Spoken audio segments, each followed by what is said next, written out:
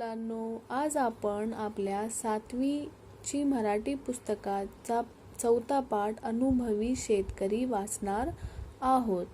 अनुभवी शेतकरी मीन्स अनुभवी तजुर्बाकार किसान.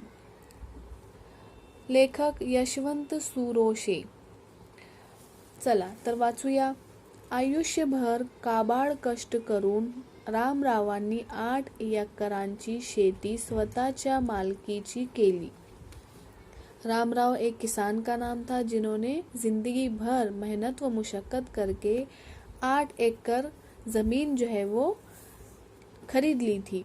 एकीकडे शून्यातून विश्व निर्माण केल्याचा आनंद रामरावांच्या मनात होता, तर दुसरीकडे आपली 3ही मुले नीट शिकली नाहीत आणि शेतीच्या कामाला हातभार लावत नाहीत, या चिंतेने त्यांचे मन ग्रासले होते. वो जो किसान थे, रामराव जो किसान थे, उनके 3 बेटे थे. एक तरफ तो रामराव को ये खुशी थी कि उन्होंने ज़ीरो से अपनी ज़िंदगी शुरू की और आज वो 8 एकड़ खेत के मालिक हैं, और दूसरी तरफ उनको इस बात का दुख था कि मेरे 3 बेटे होने के बावजूद उन्होंने किसी भी तरह की तालीम हासिल नहीं की और कोई हुनर उनमें नहीं है. तो ये गम रामराव को बहुत सताता था.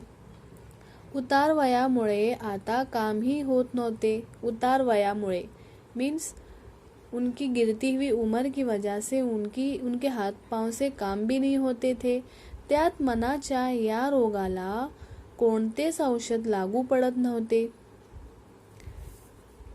या रोगाला कोणतेच औषध लागू पड़त नव्हते. हाँ, ये जो उनका गम था उसके लिए कोई दवा भी काम नहीं आती थी.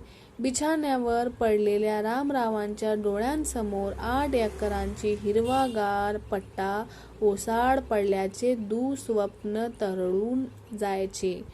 जब भी वो अपने बिस्तर पर लेटे हुए रहते थे तो उनकी आंखों के सामने जो 8 एकड़ खेत था वो पूरा वीरान पड़ा हुआ उनको नज़र आता था, क्योंकि वो इतने बीमार थे कि खुद उठकर मेहनत नहीं कर सकते थे और उनके 3 बेटे तो इस काम में माहिर थे ही नहीं.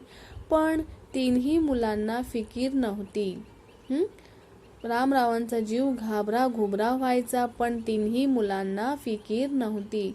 रामराव को ये सोच कर उनका दिल घबरा जाता था, लेकिन उनके 3 बेटों को कोई फिकर नहीं थी. 22-25 वर्षांचे हे तगडे तरुण गावभर हिंडत गप्पा मारत आणि फक्त जेवायला घरी वेळेवर येत रामरावांना काय करावे हेच कळेना. दिन भर उनके 3 बेटे गांव में घूमते थे, भटकते थे और बस खाना खाने के लिए अपने घर आते थे, जिसकी वजह से रामराव को समझ में नहीं आता था कि क्या किया जाए. एके दिवशी डॉक्टरांकडे जाण्याच्या उद्देशाने रामराव घराबाहेर पडले. एक दिन डॉक्टर से मिलने के लिए जाना था उन्हें रामराव को, तो वो अपने घर से बाहर निकले. दवाखान्यात न जाता पेठेतल्या एकमेव बँकेत गेले. दवाखाने न जाते हुए वो कहाँ गए? बैंक गए. बँकेच्या व्यवस्थापकांशी अर्धा तास चर्चा केली नी परत घरी आले. बैंक के जो अधिकारी थे उनसे उन्होंने आधा घंटा उन्होंने बहस की और उसके बाद अपने घर चले आए. रात्री रामरावांच्या पत्नीने सर्वांना जेवायला बोलावले. रात को जब खाने का वक्त हुआ तो रामराव की बीवी ने सबको खाना खाने के लिए बुलाया. जेवणापूर्वी रामराव मुलांना म्हणाले, मुलांनो, आता मी थकलोय. खाने के पहले रामराव ने 3 बेटों को बुलाया और कहा कि आता मी थकलोय, अब मैं बहुत थक गया हूँ. माझ्यानं ही शेतीवाडीची कामं होणार नाहीत. मुझसे अभी ये खेतीबाड़ी के काम नहीं होते. तुम्हालाही शेतीची कामं करायला कमीपणा वाटतो और तुम तीनों को भी इस खेत के काम करने में अपने आप को एहसास कमतरी में तुम मुब्तला कर देते हो. बँकेत मी तुमच्यासाठी कर्जाची सोय करून आणलोय. मैं बैंक से तुम्हारे लिए कर्ज लेके आया हूँ, कर्ज की सहूलत मांग के आया हूँ. तुम्हाला प्रत्येकाला 5 लाख रुपए कर्ज मिळेल. क्या कहा रामराव ने कि तुम तीनों को हर एक को 5-5 लाख कर्ज मिलेगा. त्यातून तुम्ही पोटा पाण्याचा धंदा करा. कर्जासाठी जमीन गहाण ठेवायचं ठरवलंय.